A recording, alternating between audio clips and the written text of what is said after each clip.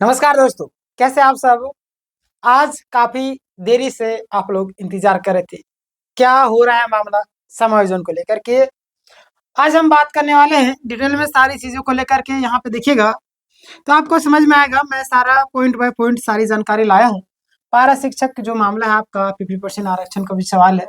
सारी चीजों को लेकर के आज का वीडियो काफी ज्यादा इंपॉर्टेंट होने वाला। नमस्कार, आप सबका स्वागत है इस चैनल में जहाँ पे आप वीडियो देख रहे हैं ना। अगर आप हमारे चैनल को सब्सक्राइब नहीं किए, सब्सक्राइब कीजिए। लाइक नहीं किए, लाइक कर दीजिए, ठीक ना। 26,000 पदों में आपको 13,000 सीटें पारा शिक्षकों के लिए मिलेगी। क्या 15 से 20 साल सेवा देने के यानी कि देने वालों को है ना फिर से परीक्षा देनी होगी। और क्या सरकार आर्थिक बोझ से बच रही है ना। आइए इस पूरे मामले को पॉइंट बाय पॉइंट पूरे जानकारी के साथ में आगे बढ़ेंगे और समझाएंगे। आपको पता है सारी चीजें मैं आपको बताता हूँ, थोड़ा सा पेशेंस रखना आपको, है ना। स्टार्ट करते हैं हम लोग शुरुआत से, है ना। कुल रिक्ति आपको पता है कि देखिएगा आपको 26,000 पद वाला भी हम बात कर रहे हैं अभी, ठीक है। खाली बताए गए थे, है ना। 13,000 पारा शिक्षकों के लिए आरक्षित थी और 13,000 ओपन के लिए, है ना। बिल्कुल 13,000 पारा के लिए, 13,000 आपका ओपन के लिए, यानी कि 50% जो आरक्षण जो आपका यही पे वाला जो है ना 50% वाला आरक्षण 13,000 इनके लिए, 13,000 उनके लिए, है ना। तो कोर्ट ने पूछा कि क्या ये आंकड़े सही है, कितने योग्य उम्मीदवार उपलब्ध है। कोर्ट पूछती है क्या ये आंकड़े सही है और कितने उम्मीदवार आपका उपलब्ध है। जी हाँ, अब देखिएगा 50% आरक्षण का जो नियम है 2014 से नियम आपका लागू है और पारा शिक्षकों के लिए आपका 50% आपका 36 आरक्षण मौजूद है ना। पहले अगर सीट खाली रहती थी तो ओपन में चली जाती थी। अब नया नियम लागू, सीटें आपका कैरी फॉरवर्ड होगी। क्लियर। आगे हम बात करते हैं नियुक्ति प्रक्रिया में बदलाव। अब पहले के पॉइंट में देखिएगा आप पहले में कि देखिएगा आप पॉइंट सिस्टम यानी कि अंक प्रणाली। अब आपका 2024 से परीक्षा अनिवार्य और टीचर एलिजिबिलिटी यानी कि टेट, है ना। टीचर एलिजिबिलिटी यानी कि टेट, टेट को लेकर के एक नियम यहाँ पे जो बताई गई है ना। यानी कि आपका लिखित परीक्षा होगी, समझ रहे। टेट प्लस लिखित परीक्षा। और यहाँ पे दिया कोर्ट ने पूछा कि 15 से 20 साल से पढ़ा रहे शिक्षक फिर से परीक्षा क्यों दे।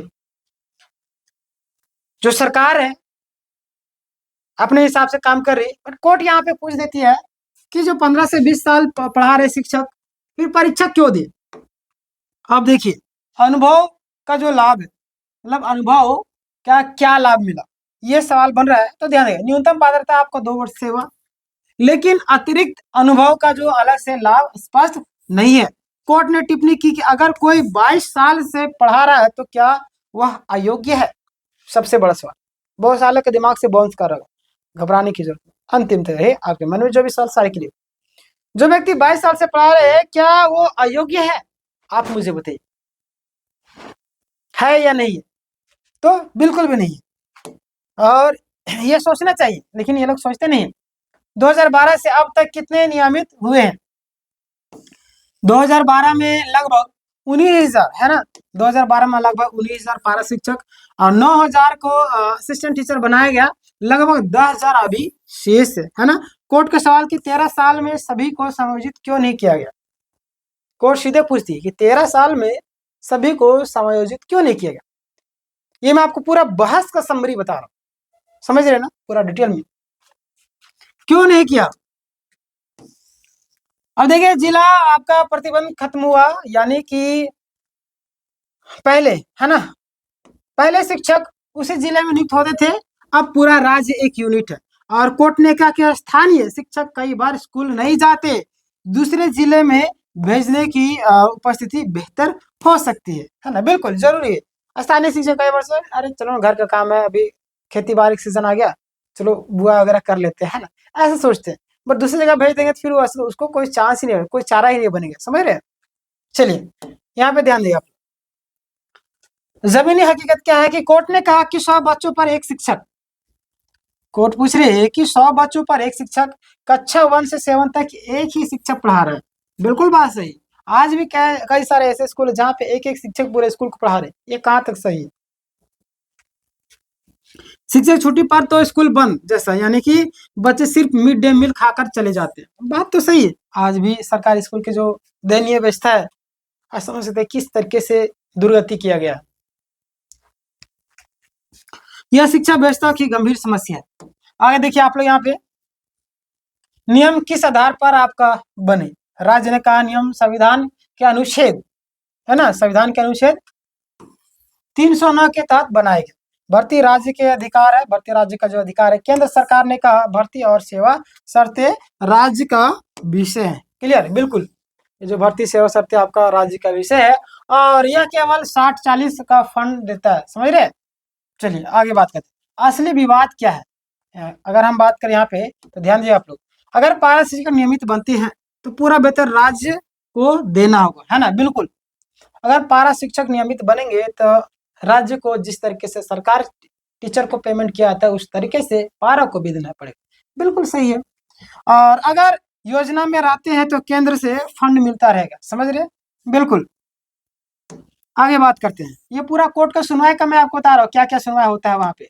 कोर्ट ने संकेत दिया कि क्या आर्थिक कारण से नियमितीकरण टाल सकता है। जो आपका सरकार बोलती है आर्थिक दबाव है, आर्थिक प्रॉब्लम है, तो आप मुझे बताइए क्या आर्थिक कारण से ये जो आपका नियमितीकरण रुक सकती है। आप मुझे कमेंट कीजिएगा, बिल्कुल गलत है ना, ध्यान दीजिए।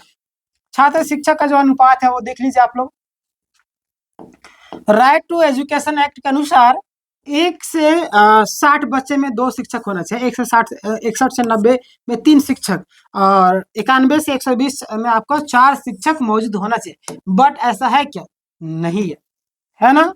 कोर्ट ने पूछा कि क्या इन मानकों को अनुरूप पद सृजित किए गए हैं। बिल्कुल ऐसा हो ही नहीं रहा। अरे जो है तो वो भी तो नहीं कर रही है ना। ऐसा हो तो फिर छात्रों का भविष्य ऐसे उज्जवल हो जाएगा, है ना। बड़ा सवाल यहाँ पे उठ रहा है कि अगर, है ना, अगर पारा शिक्षक वही काम कर रहे हैं तो असिस्टेंट टीचर करते हैं, है ना, यानी कि जो आपका असिस्टेंट टीचर करते हैं, समझ रहे, पारा टीचर तो वही काम करे, दोनों तो वही काम कर रहे हैं ना। तो क्या उन्हें शुरुआत से ही नियमित माना जाना चाहिए, बताइए मुझे। आगे देखिएगा, कंक्लूजन, यानी कि मामला मुद्दे पर टिका है।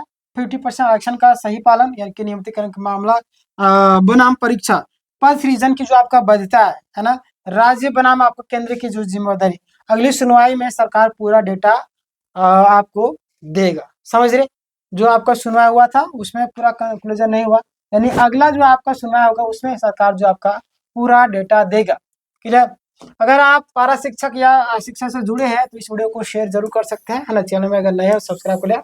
और 15-20 साल से सेवा देने वाले फिर भी परीक्षा मतलब कि वालों को फिर परीक्षा देनी चाहिए या नहीं, ये आप हमें कमेंट करके जरूर बताइए।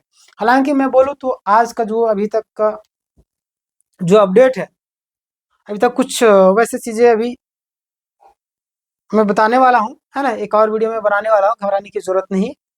ये फिलहाल आप लोगों को समरी जो कोर्ट का था, क्या क्या सुनवाई हुआ वो मैंने आपको बताया। क्लियर। अब इस पूरी प्रक्रिया के बारे में आपके मन में जो भी सवाल होगा आप कमेंट करके जरूर बताइएगा। मिलते हैं नए वीडियो में, तब तक के लिए धन्यवाद।